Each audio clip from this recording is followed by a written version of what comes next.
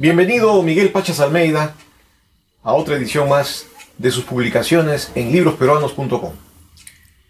Tenemos el placer de presentar Anécdotas y curiosidades de César Vallejo, un libro muy singular que viene dedicado a Antenor Orrego y a la Bohemia de Trujillo.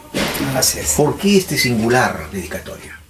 Bueno, antes que nada, gracias Gustavo por invitarme nuevamente a Libros Peruanos. Pensé que era justo y necesario dedicar este libro a los miembros de la Bohemia trujillana, tan fraternos, que tanto quisieron a Vallejo y que tanto lo apoyaron también en su labor literaria, ¿no? Y por supuesto amical. Creo que es un justo homenaje a la Bohemia trujillana y fundamentalmente a Antenor Orrego, su amigo y maestro. Efectivamente, fue su amigo y maestro. Ahora, cuando observamos el contenido y revisamos los capítulos, vemos muchas sabrosas anécdotas, y también ocurrida con gente común y con intelectuales. Antes de empezar por seleccionar de mi parte, ¿cuál sería, según tu parecer, la más connotada anécdota? Bueno, la anécdota que me parece más interesante, ¿no? Son los momentos vividos de Vallejo con la Bohemia, precisamente en Trujillo, ¿no? En una ocasión, ellos, como tú sabes, siempre estaban hablando de poesía, de literatura, y se pusieron los dos líderes, casi líderes natos del grupo, me refiero a José Eulogio Garrido y a Antenor Orrego, que ambos tenían que discernir sobre la importancia de la poesía de dos grandes en ese momento, ¿no? Me refiero a Darío y a Bécquer. Entonces, Antenor Orrego pues defendía a Darío y José Eulogio a Bécquer. Entonces empezaron, ¿no? Empezó la competencia donde cada quien iba a decir lo mejor, ¿no? Lo más valioso de aquellos poetas. Pero llegó un momento en que José Eulogio empezó a declamar los versos de Bécquer y llegó un momento en que se quebró, se puso a llorar, ¿no? Y entonces todos se pusieron a llorar. Al final del lloriqueo le echaron la culpa a Vallejo de que él había sido el responsable del lloriqueo.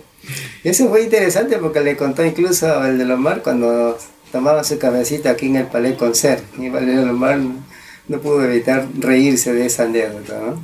Ahora, eran jóvenes muy románticos, muy fervientes, muy innovadores, muchos de ellos ya insertándose en gran parte en la vanguardia literaria. Y también eran jóvenes también pobres, que tenían muchas necesidades materiales. Por ejemplo, recuerdo la anécdota aquella en que lo animan a Vallejo a concursar. A concursar y no tenía zapatos con qué ir. Entonces se prestan los zapatos entre ellos. Se presta, creo, de su hermano. Tenía su hermano que lo quería mucho. Y se prestan los zapatos para ir a recoger el premio. Esa era la condición material de estos grandes creadores de literatura. ¿Era así? Bueno, sí, Vallejo era uno de los más, digamos, los que más tenían problemas materiales. Sin embargo, podríamos decir también que habían algunos que tenían condiciones más adecuadas, condiciones económicas más adecuadas, ¿no? Por ejemplo, Víctor Raúl, Aya de la Torre, o Macedonio, que era su primo, eran personas que tenían medios económicos, ¿no?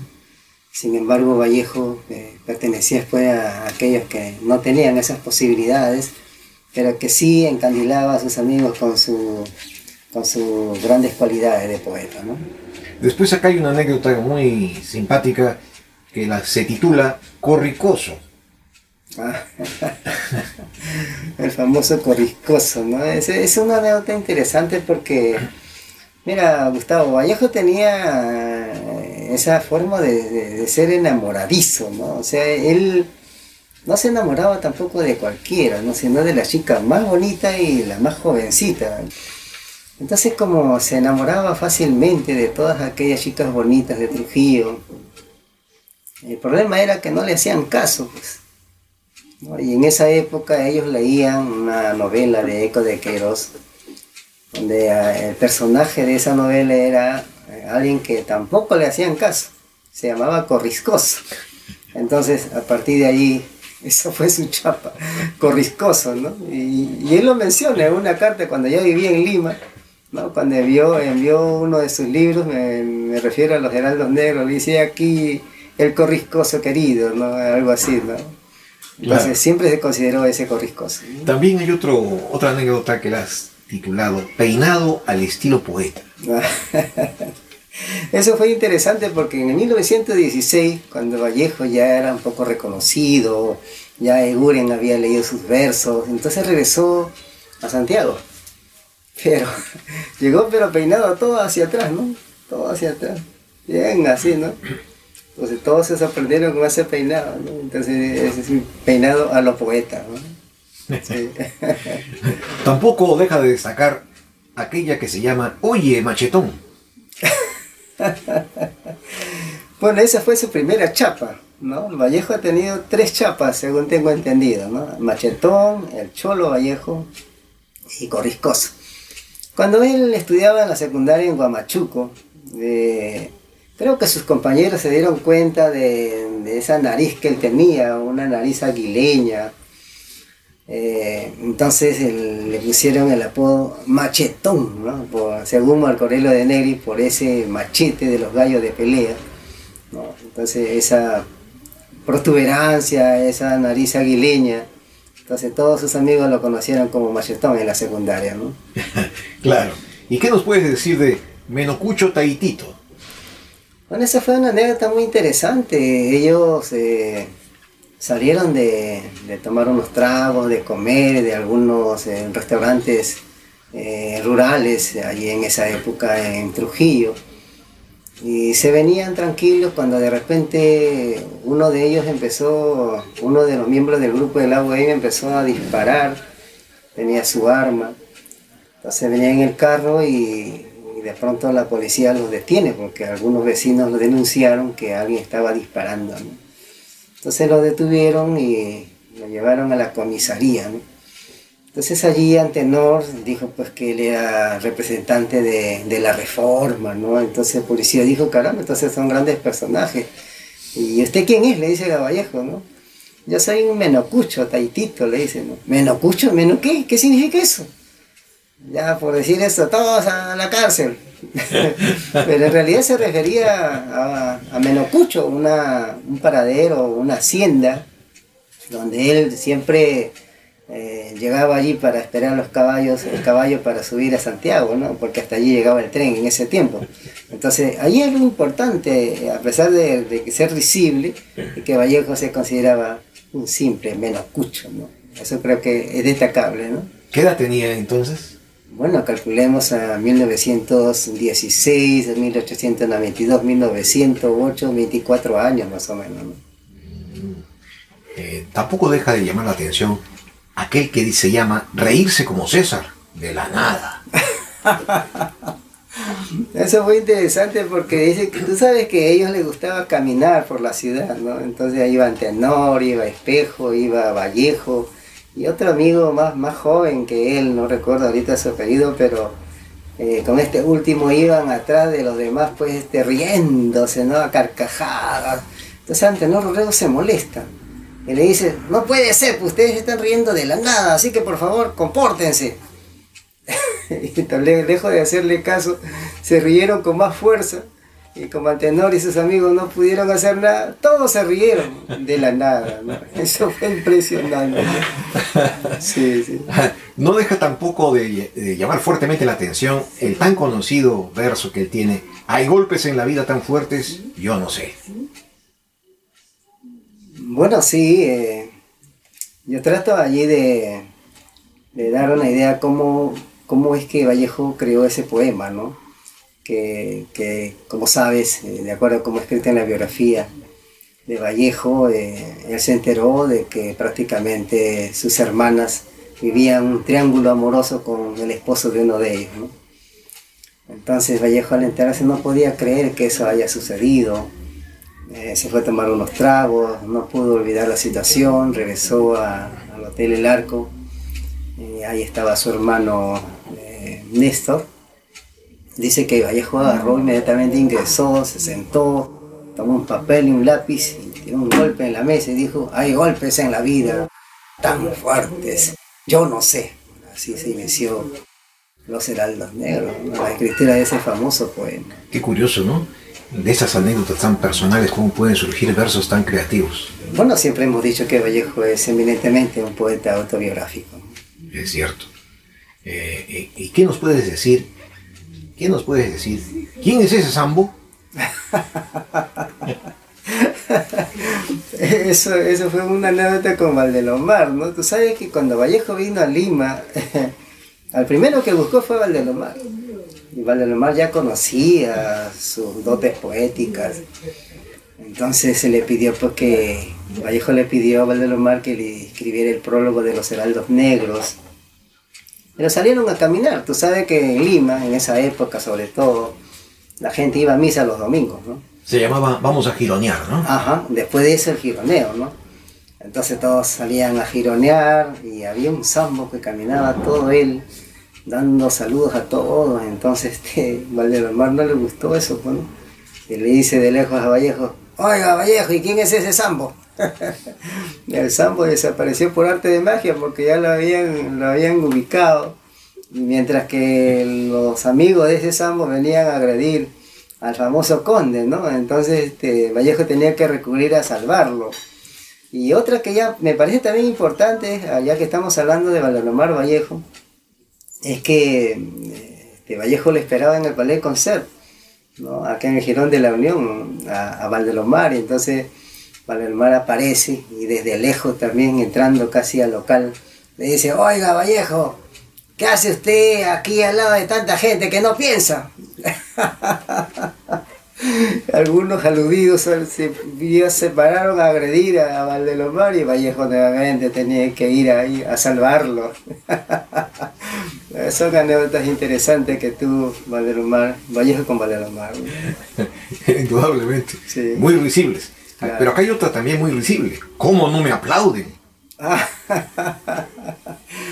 Bueno, se ha hablado ahí que Vallejo un poco ha demostrado, digamos, esa idolatría, ¿no? De cómo no me aplauden. Resulta que cuando regresó en 1920 a Trujillo, perdón, sí, pues, y luego a Santiago de Chuco, antes de que caiga preso por el incendio, cuando fue acusado de eso, pasó primero por Huamachuco, ¿no?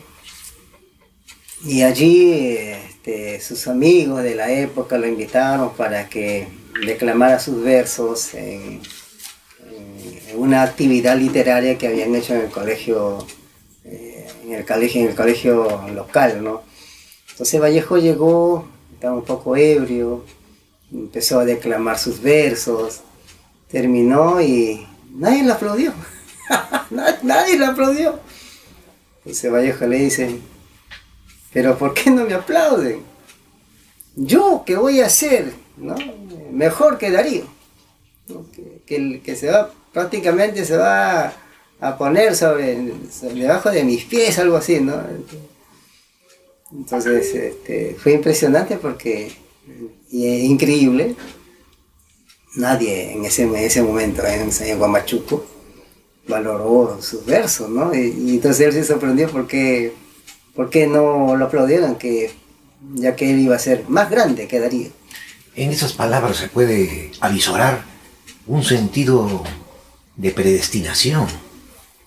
Él presentía que iba a efectuarse efectivamente su estro literario tan grande o quizá un poco más que Darío, ¿no?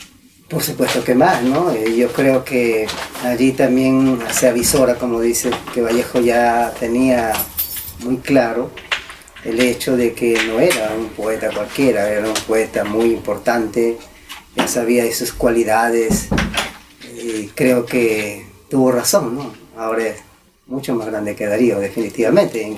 Yo me he atrevido a decir que Vallejo es un poeta universal, ¿no? ¿Y qué nos dices de Desde el más allá te respondo? Esa anécdota. Acá en Lima se enteraron que había muerto un poeta peruano en París, ¿ya? Y fueron a la prensa para constatar si realmente era así, ¿no? Hablaron allí con el encargado y le dijeron sí, parece que las cosas son reales, así que Vallejo y Ernesto More se propusieron escribir unos versos necrológicos para regresar al otro día y entregar sus poemas, ¿no? Entonces se fueron, regresaron al otro día a una determinada hora, se encontraron, le dieron una leidita más a sus poemas, se pusieron tristes, casi llorando ya. Entonces entraron a averiguar nuevamente para dejar ya pues los poemas, ¿no? Para que sean publicados. Y cuando llegan donde el encargado le dicen, ¿sabe qué? No ha muerto, está vivo. Y entonces Vallejo, en lugar de ponerse triste o alegrarse que estaba vivo, dice, bueno, no ha querido pasar a la gloria, ya pues ¿qué podemos hacer, no? Entonces pasó un tiempo y este amigo que vivía en París le escribe después, desde el más allá te escribo, no, gracias por haberme escrito un poema, desde el más allá te saludo, algo así, ¿no? Fue unas anécdotas únicas realmente. Fue interesante. Y el libro culmina con la anécdota que se llama Sembrar arroz con pato. Esta yo creo que es una anécdota impresionante, ¿no? Como tú sabes, Vallejo trabajaba en el colegio Guadalupe y los colegas estaban molestos, que decían que Vallejo andaba en malas juntas, en lugares no adecuados, ¿no? Lugares prohibidos, y que prácticamente era un mal ejemplo para los estudiantes. Entonces en ese momento que todos los profesores y el director están reunidos, entonces exigieron que tenía que ser despedido del colegio. No se le podía renovar el contrato porque era el inicio del año escolar. Entonces Vallejo, cuando llega y se entera de esto, dice, un momento señores, no se preocupen, un momento. Justo yo iba a renunciar, le dice. Así, el director le dice, ¿por qué dice, a qué se va a dedicar ahora? Bueno, me voy a dedicar a sembrar arroz con pato a gran escala. Todos se quedaron paralizados y Vallejo se fue. Así se despidió de sus colegas, ¿no? Dice que se fue a sembrar arroz con pato, pero a gran escala. En realidad era una profunda ironía, ¿no? Por supuesto. Una profunda ironía. Ahora, culminamos esta entrevista preguntándote por el prólogo que has escrito para las obras completas, la poesía completa de Vallejo. Este prólogo, tú como un vallejólogo erudito que tiene nuestro país, ¿cómo lo destacas en su importancia? Bueno, creo que fundamentalmente, en primer lugar quisiera decirte, Gustavo, que este libro, Vallejo, Poesía Completa, que editó David Vallardo, o Revuelta Editores, destaca dos aspectos fundamentales, ¿no? Es decir, al hombre Vallejo y a su obra, al artista Vallejo, ¿no?